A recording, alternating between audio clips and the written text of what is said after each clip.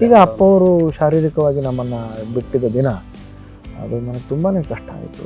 ಸಾವು ನನಗೆ ಅರ್ಗಿಸ್ಕೊಳಕ್ಕಾಗಲ್ಲ. ನಮ್ಮ ಮನೇಲಿ ತುಂಬ ಬೈತಾರೆ ನನ್ನ. ಯಾರಿಗಾದ್ರೂ ಏನಾದರೂ ಸಮಸ್ಯೆ ಇತ್ತು ಅಂತಂದರೆ ದೈಹಿಕ ಸಮಸ್ಯೆ ಏನಾದರೂ ಇತ್ತು ಅಂತಂದರೆ, ಏನಾದರೂ ಹೇಳ್ಕೊತಾ ಇದ್ದಾರೆ ಅಂತಂದರೆ ದಯವಿಟ್ಟು ನನ್ನ ಹತ್ರ ಹೇಳಲೇಬೇಡಿ ಅಂತ ಹೇಳ್ತೀನಿ. ದಯವಿಟ್ಟು ನನಗೆ ಹೇಳಬೇಡಿ ಇದನ್ನು ಅಂತ. ಸಾವು ನನಗೆ ಅದು ಡೈಜೆಸ್ಟೇ ಆಗಲ್ಲ ನನಗೆ. It takes years for me. ನನಗೆ ಅದು ವರ್ಷಾನುಗಟ್ಟಲೆ ಅದು ತಲೆಯಲ್ಲಿ ಕಾಡ್ತಾ ಇರುತ್ತೆ, ತುಂಬ ಕಾಡುತ್ತೆ ನನಗೆ. ಕಲ್ಲು ಥರ ಇರೋ ವ್ಯಕ್ತಿ ಕಲಾವಿದ ಆಗಲ್ಲ.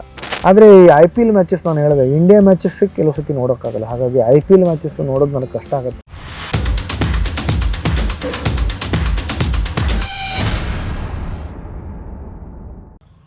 And life up and down ಎಲ್ಲ ನೋಡಿದ್ದೀರಾ, ಏಳು ಬೀಳುಗಳು ನೋಡಿದ್ದೀರಾ. ಎಲ್ಲಾದರೂ ಒಂದು ಕಡೆ ತುಂಬ ನಿಮ್ಮ ಲೈಫಲ್ಲಿ ಎಮೋಷನ್ ಆಗಿರೋ ಒಂದು ಮೂಮೆಂಟು, ಸಿನಿಮಾ ರಂಗನೇ ಆಗಿರ್ಬೋದು ಅಥವಾ ಬೇರೆ ವಿಚಾರಗಳಾಗಿರ್ಬೋದು, ತುಂಬ ಎಮೋಷನಲ್ ಆಗಿರೋ ಮೂಮೆಂಟ್ಗಳು ಯಾವುದು? ತುಂಬ ಇದ್ದಾವೆ, ಪರ್ಸ್ನಲ್ಲು ಇದ್ದಾವೆ, ಸಾಕಷ್ಟು ಹೇಳ್ಕೊಬೋದು. ಈಗ ಅಪ್ಪ ಅವರು ಶಾರೀರಿಕವಾಗಿ ನಮ್ಮನ್ನು ಬಿಟ್ಟಿದ್ದ ದಿನ ಅದು ನನಗೆ ತುಂಬಾ ಕಷ್ಟ ಆಯಿತು. ನನ್ನ ಸಂಬಂಧಿಕರು, ನಮ್ಮ ಅಜ್ಜಿ ತಾತ ಈ ಥರ ಎಲ್ಲ ಅವರೆಲ್ಲ ಹೋದಾಗಲೂ ನನಗೆ ಸಾವು ನನಗೆ ಅರ್ಗಿಸ್ಕೊಳಕ್ಕಾಗಲ್ಲ. ಓಕೆ, ತುಂಬ ಕಷ್ಟ ಆಗುತ್ತೆ ನನಗೆ ಆ್ಯಕ್ಚುಲಿ ಯಾರಿಗಾದರೂ ಏಟು ಬಿದ್ದರು ಅಥವಾ ಯಾರಾದರೂ ಆಸ್ಪತ್ರೆಯಲ್ಲಿದ್ದರು ನನಗದನ್ನು ಕೇಳೋಕ್ಕೂ ಆಗಲ್ಲ. ನಮ್ಮ ಮನೇಲಿ ತುಂಬ ಬೈತಾರೆ ನನ್ನ. ಯಾರಿಗಾದ್ರೂ ಏನಾದರೂ ಸಮಸ್ಯೆ ಇತ್ತು ಅಂತಂದರೆ ದೈಹಿಕ ಸಮಸ್ಯೆ ಏನಾದರೂ ಇತ್ತು ಅಂತಂದರೆ, ಏನಾದರೂ ಹೇಳ್ಕೊತಾ ಇದ್ದಾರೆ ಅಂತಂದರೆ ದಯವಿಟ್ಟು ನನ್ನ ಹತ್ರ ಹೇಳಲೇಬೇಡಿ ಅಂತ ಹೇಳ್ತೀನಿ. ದಯವಿಟ್ಟು ನನಗೆ ಹೇಳಬೇಡಿ ಇದನ್ನು ಅಂತ. ನನಗೆ ಆಗೋದೇ ಇಲ್ಲ, ನನಗೆ ಕೇಳೋಕ್ಕಾಗಲ್ಲ, ಕಷ್ಟ ಆಗುತ್ತೆ, ನಾನು ನೋಡೋಕ್ಕಾಗಲ್ಲ. ನನಗೆ ಸಾವು ನನಗೆ ಅದು ಡೈಜೆಸ್ಟೇ ಆಗಲ್ಲ ನನಗೆ. It takes years for me. ನನಗೆ ಅದು ವರ್ಷಾನುಗಟ್ಟಲೆ ಅದು ತಲೆಯಲ್ಲಿ ಕಾಡ್ತಾ ಇರುತ್ತೆ, ತುಂಬ ಕಾಡುತ್ತೆ ನನಗೆ.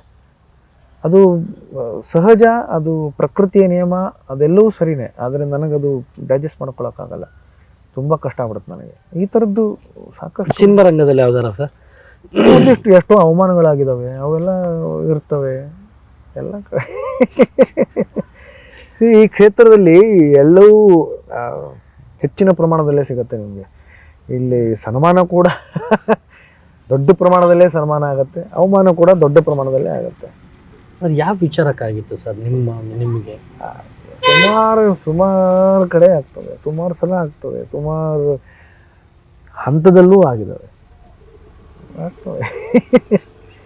ಆದರೆ ಓಕೆ, ಕೆಲವು ಸತಿ ನಾವು ಅದರಿಂದ ಪಾಠನೂ ಕಲಿತೀವಿ. ಅಪ್ಪ ಹೇಳೋರು ಯಾವಾಗಲೂ ಯಾರನ್ನೂ ಹಚ್ಕೋಬೇಡಿ ಜಾಸ್ತಿ, ಎಲ್ಲರ ಜೊತೆಯಲ್ಲೂ ಇರಿ, ಯಾರ ಜೊತೆಯಲ್ಲೂ ಇರಬೇಡಿ ಅಂತ ಹೇಳೋರು.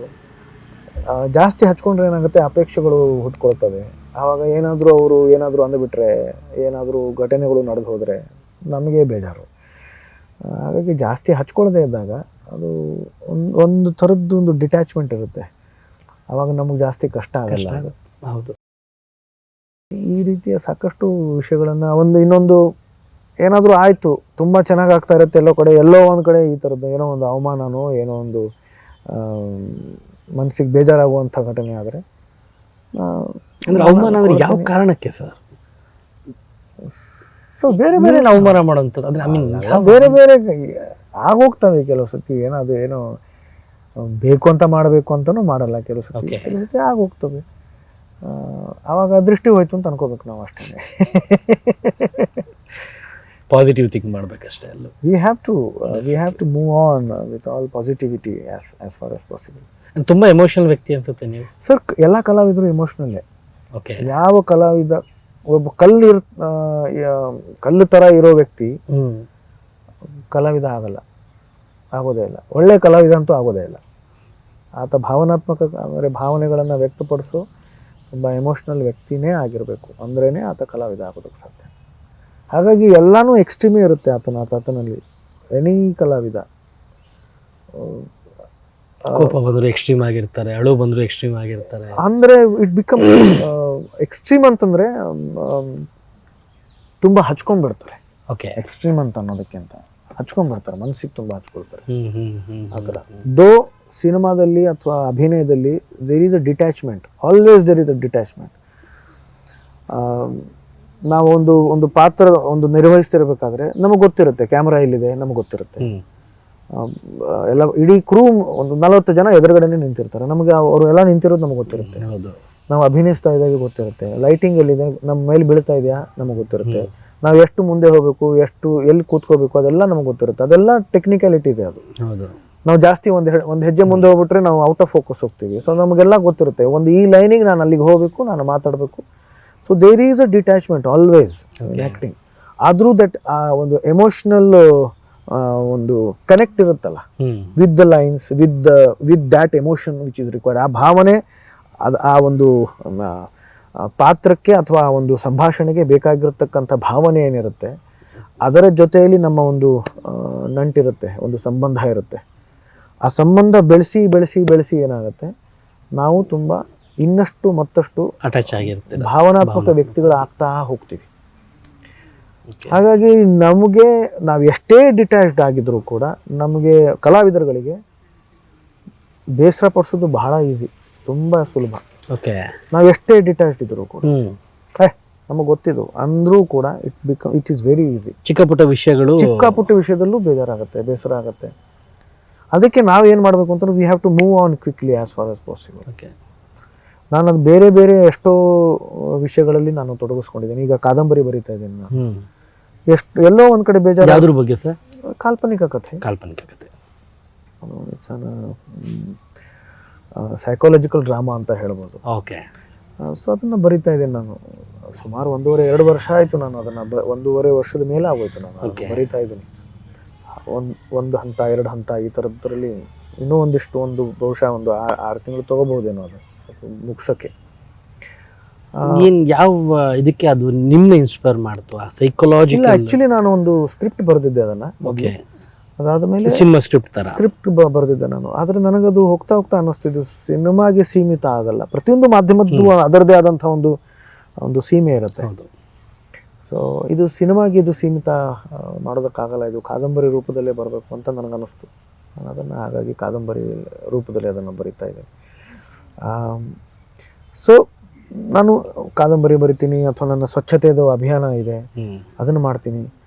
ನಾನು ಯಾವುದೇ ಕಾರಣಕ್ಕೂ ಬೇಸರ ಆದರೂ ಕೂಡ ನಿಂತ್ಕೊಳ್ಳಲ್ಲ. ನಾನು ನಿಂತ್ಕೊಂಡ್ಬಿಟ್ರೆ ನಾವು ಹುಚ್ಚರ ಆಗ್ಬಿಡ್ತೀವಿ, ಕಷ್ಟ ಆಗ್ಬಿಡುತ್ತೆ ನಮಗೆ. ನಾವು ಆದಷ್ಟು ನಮ್ಮನ್ನ ಬ್ಯುಸಿಯಾಗಿ ಇಟ್ಕೊಬೇಕು, ಮೆಂಟಲಿ ಸಕಾರಾತ್ಮಕವಾಗಿ ನಾವು ತೊಡಗಿಸ್ಕೊಳ್ಬೇಕು ಕೆಲಸದಲ್ಲಿ. So I am always occupied, I am always preoccupied. And ಅದು ಬಿಟ್ಟು ಕಾದಂಬರಿ ಮತ್ತು ಇದೆಲ್ಲ ಬಿಟ್ಟು ಒಂದು ಕ್ಯೂರಿಯಾಸಿಟಿ, ಕ್ರಿಕೆಟ್ ಆಡ್ತೀರಾ? ಕ್ರಿಕೆಟ್ ಈಗ IPL ನೋಡ್ತಾ ಇದ್ದೀರಾ ಸರ್? IPL ಫಾಲೋ ಮಾಡ್ತಾ ಇದ್ದೀರಾ? ನಿಜ ಹೇಳಿದ್ರೆ ನಾನು ಬೈತಾರೋ ಜನ ಗೊತ್ತಿಲ್ಲ, ಬಟ್ ನಾನು ನೋಡಿಲ್ಲ. ಇದುವರೆಗೂ ಸರ್ ಬಹುಶಃ ಒಂದೇ ನಾನು ನನ್ನ ಮಗನ ಜೊತೆಯಲ್ಲಿ ನಾನು ನಮ್ಮ ಸ್ಟೇಡಿಯಂಗೆ ಹೋಗಿದ್ದೆ, ನಾನು ಚಿನ್ನಸ್ವಾಮಿ ಸ್ಟೇಡಿಯಂಗೆ. ಓಕೆ. ಆ ಒಂದು ಮ್ಯಾಚು ಅದು ಕೂಡ ಅರ್ಧನೇ ನೋಡಿದ್ವು ನಾವು, ಯಾಕಂದ್ರೆ ಮಳೆ ಬಂದ್ಬಿಡ್ತು ಅವತ್ತು. ಬಹುಶಃ ಆ ಒಂದು IPL ಮ್ಯಾಚ್ ಒಂದು ಅರ್ಧ ನೋಡಿದ್ದೀನಿ ವಿನಃ ಮಗನಿಗೋಸ್ಕರ ಹೋಗಿದ್ದೆ ನಾನು. ಇದುವರೆಗೂ ನಾನು ಯಾವ ಸೀಸನ್ ಒಂದು ಮ್ಯಾಚ್ ಕೂಡ ನೋಡಿಲ್ಲ ನಾನು. ಓಕೆ. ನೋಡೇ ಇಲ್ಲ ನಾನು.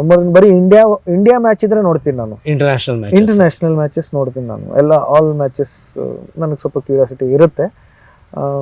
ಅದು ಕೂಡ RCB ಮ್ಯಾಚಸ್ ಸುಮಾರು ವರ್ಷಗಳು ಇಲ್ಲ, ನಾನು ಫಸ್ಟ್ ಇದನ್ನ ಹೇಳ್ಬಿಡ್ತೀನಿ. ಸುಮಾರು ವರ್ಷಗಳಿಂದ ಇಂಡಿಯಾ ಮ್ಯಾಚಸ್ಸು ಕೂಡ ನಾನು ಅಷ್ಟು ಫಾಲೋನು ಮಾಡೋಕ್ಕಾಗ್ತಿಲ್ಲ ನನ್ನ ಕೈಲಿ. ಶೂಟಿಂಗ್ ಇರುತ್ತೆ, ಮ್ಯಾಚೇ ನೋಡೋಕ್ಕಾಗಲ್ಲ. ಅಂದಮೇಲೆ ಇನ್ನು ಏನಾಯ್ತು ಅಂತ ಕೇಳಬೇಕಷ್ಟೇ, ಮುಗಿದ ಮೇಲೆ ಒಂದು ರಿಸಲ್ಟ್ ನೋಡೋದಷ್ಟೇ, ಅಥವಾ ಕೇಳಬೇಕು ಏನಾಯ್ತು, ಸ್ಕೋರ್ ಏನಾಯ್ತು, ಗೆದ್ವಾ, ಸಂತೋಷ. ಇಂಡಿಯಾ ಗೆಲ್ಬೇಕು ಅಂತ ನನಗೆ ತುಂಬಾ ಆಸೆ ಸರ್. ಯಾವುದೇ ಮ್ಯಾಚ್ ಆಗಿದ್ರು ಇಂಡಿಯಾ ಗೆಲ್ಬೇಕು ನನಗೆ ತುಂಬಾ ಆಸೆ. IPL ವಿಷಯದಲ್ಲಿ ಅದು ನನ್ನ ತಪ್ಪಿರ್ಬೋದು ಸರ್. ನನಗೆ ಎಲ್ರಿಗೂ ಒಳ್ಳೇದಾಗಬೇಕು ಅಂತ ಆಸೆ. ಅದು ಯಾವ ಟೀಮ್ ಆದರೂ ಓಕೆ, ಎಲ್ರಿಗೂ ಒಳ್ಳೇದಾಗಲಿ. RCB ಅಂತ ಸುಮ್ಮನೆ ಅದು ಹೆಸರಿಗೆ ಮಾತ್ರ ಬೆಂಗಳೂರು, ನಾವು ಕರ್ನಾಟಕ ಅನ್ಕೋಬೇಕು. ಅಲ್ಲಿರೋರೆಲ್ಲ ಬೇರೆ ದೇಶದವರೇ ಇರ್ತಾರೆ. ನಾನು ಅನ್ಕೊಂಡಿದ್ದು ಏನಂತಂದ್ರೆ ವಸುಧೈವ ಕುಟುಂಬಕಂ, ಈ ಭೂಮಿ ಮೇಲೆ ಇರ್ತಕ್ಕಂಥ ಪ್ರತಿಯೊಬ್ಬರು ಒಂದು ಕುಟುಂಬನೇ. ಸೊ ಎಲ್ರಿಗೂ ಒಳ್ಳೇದಾಗಲಿ ಅಂತ ನಾನು ಬಯಸ್ತೀನಿ. ಆದರೆ ಈ IPL ಮ್ಯಾಚಸ್ ನಾನು ಹೇಳಿದೆ, ಇಂಡಿಯಾ ಮ್ಯಾಚಸ್ ಕೆಲವು ಸತಿ ನೋಡೋಕ್ಕಾಗಲ್ಲ. ಹಾಗಾಗಿ IPL ಮ್ಯಾಚಸ್ ನೋಡೋದು ನನಗೆ ಕಷ್ಟ ಆಗುತ್ತೆ. ಆಮೇಲೆ ನನ್ನ ಈ ಬೇರೆ ಕೆಲವುದು ಈಗ ಬರವಣಿಗೆ ಎಲ್ಲ ಇರುತ್ತೆ. ಸೊ ನನಗೆ ಶೂಟಿಂಗ್ ಇಲ್ಲ ಅಂತಂದರೆ ನಾನು ಬರೀತಾ ಇರ್ತೀನಿ. ಓಕೆ.